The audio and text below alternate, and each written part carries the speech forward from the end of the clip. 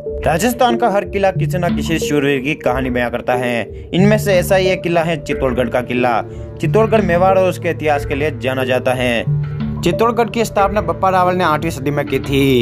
यह राजपूती परंपरा और उनकी वीरता की गौरवशाली प्रतीक है। अब इस ऐतिहासिक किले का खंडर और छतरियां ही रह गई हैं। यह राजस्थान के प्रमुख दर्शनीय स्थलों में से एक है। यह हर वर्ष हजारों सैलानी घूमने के लिए आते हैं और इसकी भव्यता का अवलोकन करते हैं।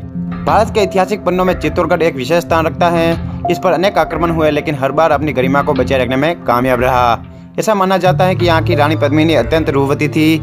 आज भी महल के प्राचीन खंडर रानी पद्मिनी की जोर की गाथा सुनाते हैं। 1303 में अलाउद्दीन खिलजी ने दर्पण में रानी का प्रतिबिंब देखा और उसके सम्मोहित कर देने वाले उसके सौंदर्य को मोहित होकर उसे पाने के लिए ललायित हो गया।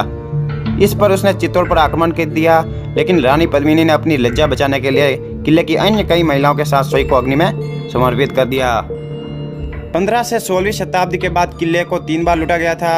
1303 में अलाउद्दीन खिलजी ने राणा रतन सिंह को पराजित किया था।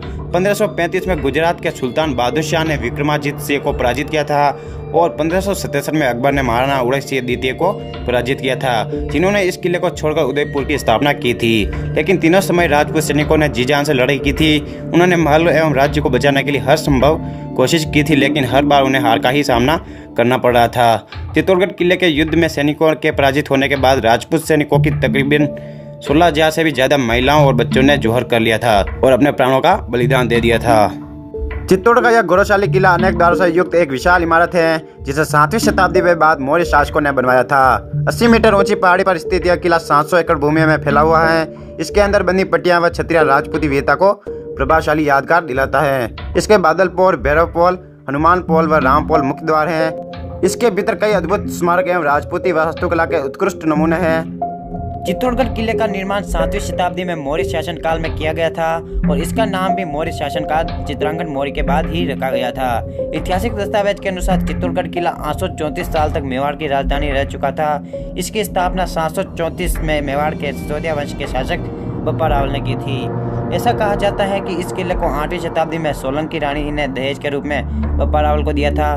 1568 में इस किले को अकबर के शासनकाल में इस किले को लूटकर इसका विनाश भी किया था, लेकिन फिर बाद में लंबे समय के बाद 1905 में इसकी मरम्मत की गई थी। इस किले में देखने योग्य बहुत ही महत्वपूर्ण दर्शनीय स्थल हैं, जिनमें से नंबर 1 पर है विजय स्तंभ। मालवा व गुजरात के मुसलमान शासकों पर अपनी विजय का जश्न मनाने के लिए मेवाड़ के शक्तिशाली शासक माना कुंभा ने सन ईस्वी 1440 में इसका निर्माण करवाया था। 9 मंजिली 37 मीटर ऊंची इस भव्य इमारत में हिंदू देवी देवताओं की उत्कृष्ट मूर्तियां बनी हुई है, जो आज भी रामायण व महाभारत के वृत्तांतों का चित्रण करती हैं।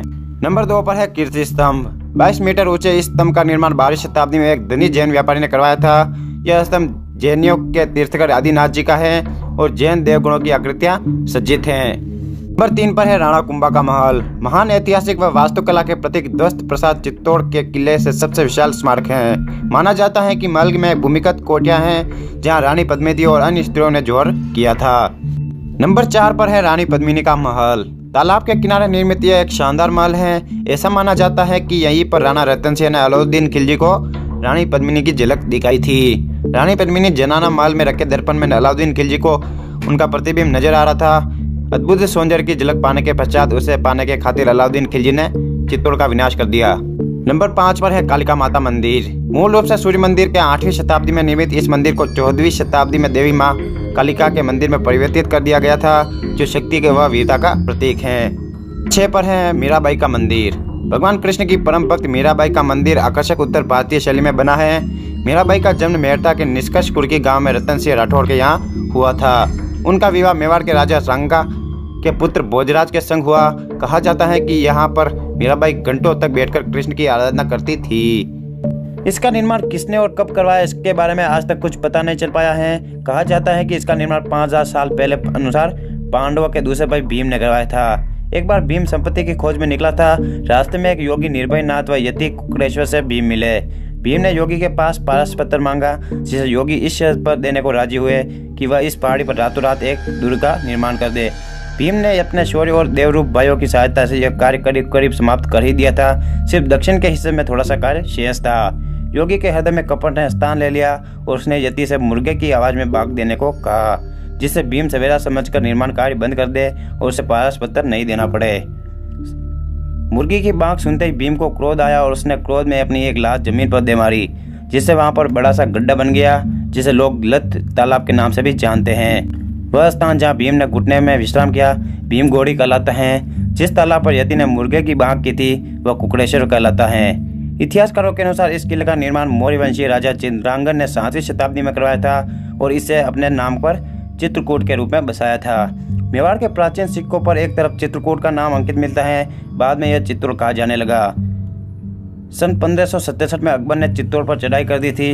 मुस्लिम आक्रमणों से इस किले के काफ़ी नुकसान हुआ है। तो दोस्तों उम्मीद करता हूँ आपको हमारी ये जानकारी अच्छी लगी होगी। अगर अच्छी लगी है तो हमारे वीडियो को लाइक और शेयर करना ना भूलें, और अभी तक आपने हमारे यूट्यूब चैनल को सब्सक्राइब नहीं किया है तो वीडियो के नीचे जो रेड कलर का बटन है उसे दबाकर आप हमारे चैनल को सब्सक्राइब कर सकते हैं, ताकि आने वाली कोई भी वीडियो आप हमारी मिस ना कर पाएँ। तो दोस्तों मिलता हूँ मैं एक और वीडियो के साथ, तब तक के लिए धन्यवाद।